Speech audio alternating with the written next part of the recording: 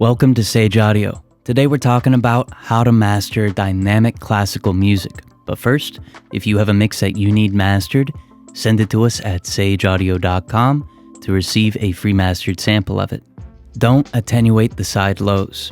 I usually start a mastering chain by making the lows on the side image mono, but this doesn't work in classical music since the image should be retained. For example, double bass is often expanded into the side image, but should be left intact during mastering.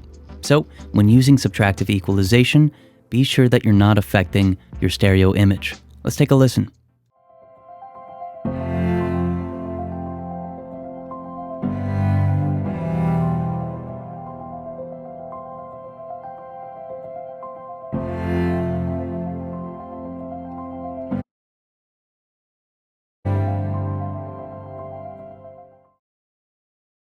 Avoid aggressive processing.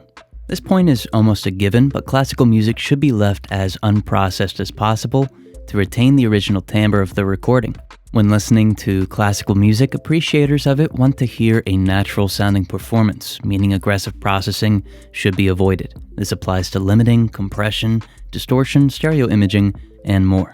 Let's listen to an example of aggressive processing.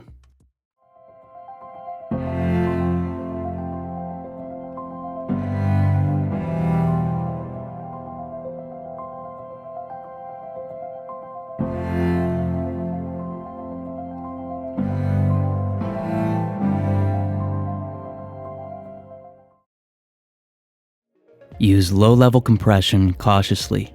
Low-level compression is a great way to make a master more detailed without affecting the shape of the peaks, but it should be used somewhat carefully since it might increase the noise floor. This will depend on the low-level compressor that you use, but it's best to use caution.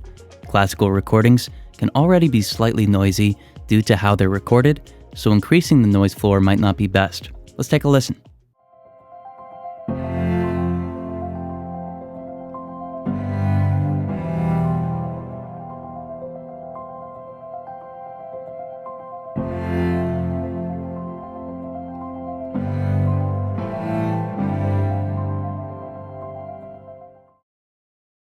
Gentle compression can help.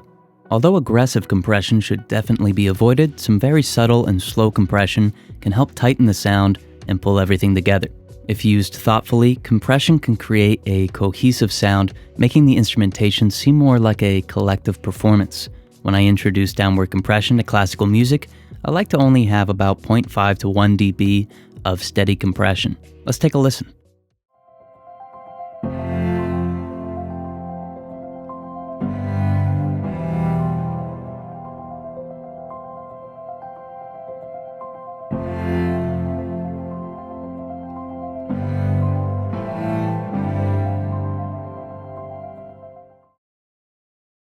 Tape or tube saturation is an option. When mastering classical music, it might seem like you should avoid distortion. However, subtle saturation can create a cohesive sound, as well as create harmonics that make the fundamentals more easily perceived. Tape and tube distortion are good options, which add third order and second order harmonics respectively.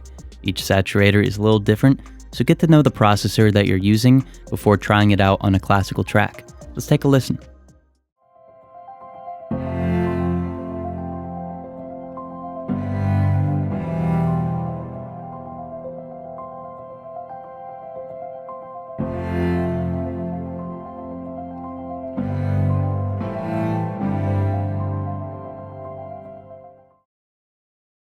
If needed, use multi-band expansion. Odds are the classical track that you're mastering is already dynamic enough, but if during mixing too much compression was used, counteract this with multi-band expansion. This way, you can control the dynamics in a frequency-specific way and restore the timbre with the attack and release settings. Ideally, you won't need to use expansion, but it can be a good way to repair an over-processed classical track. Let's take a listen to it.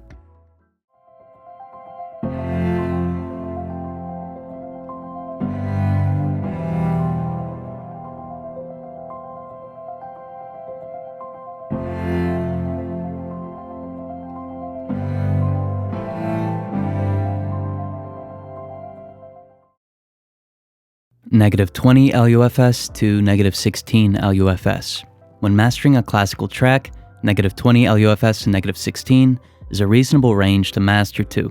Retaining a track's dynamics while trying to achieve a decent loudness can be a challenge, but fortunately, -20 LUFS to -16 is a somewhat easy range to achieve and requires little limiting. With that in mind, you'll never need aggressive limiting when mastering classical music. Let's take a listen to this.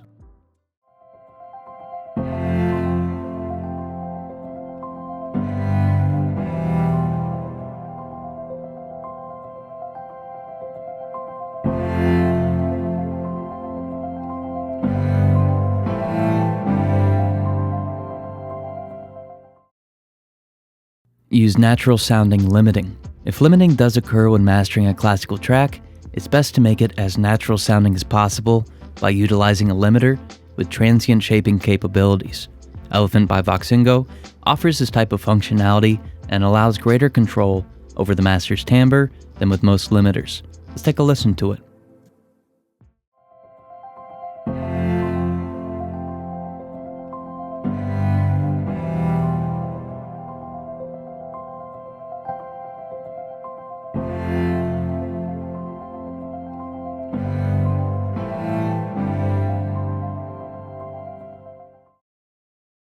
Control the stereo image with limiting. If your limiter allows for it, it's a good idea to at least try altering the channel linking of your limiter to see how it'll affect the stereo image. By altering your transient and sustained linking, you can subtly affect your stereo image in a way that can benefit a classical master. Granted, this won't always be the case, but it's definitely worth trying out. Let's take a listen to it.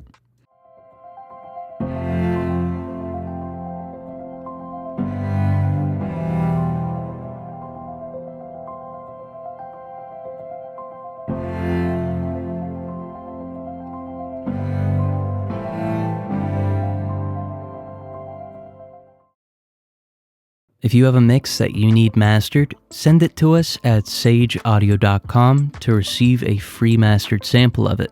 Also, subscribe to stay up to date on all of our latest videos. Thank you so much for watching.